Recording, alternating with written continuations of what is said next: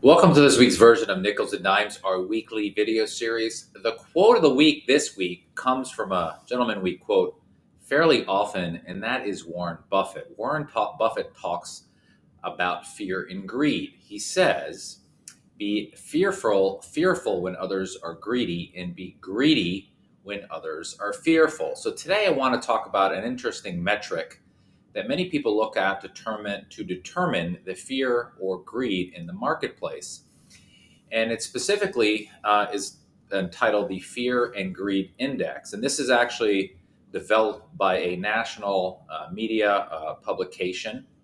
And what they do is they look at seven factors that from the financial market, let's call it metrics, to help determine what the fear or greed in the marketplace is. Now, the factors are safe haven demand, market volatility, market momentum, junk bond demand, stock market breadth, stock price strength, and the put call ratio, which we have talked about on a few videos in the recent past. So those seven metrics equally weighted, and this publication comes up with this fear and greed index. So again, why do we look at things like this? Because generally the market is a function of people's emotional beliefs in the current time cycle, if you will. So this is as of last Friday.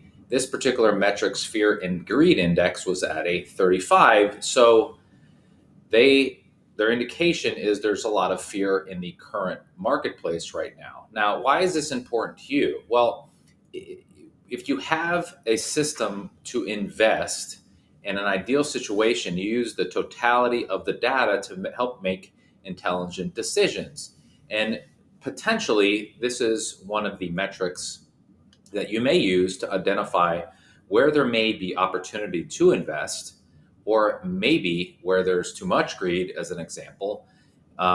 You want to potentially be more cautious. So again, right now, the fear and greed index is flashing. There's a lot of fear in the marketplace. So to tie into Warren Buffett's quote, where he says, be greedy when others are fearful and fearful when others are greedy. In theory, right now, according to this fear and greed index, it seems like, again, if you're just looking at this metric in isolation, that it looks like there's an opportunity to buy. Why? Because folks are fearful.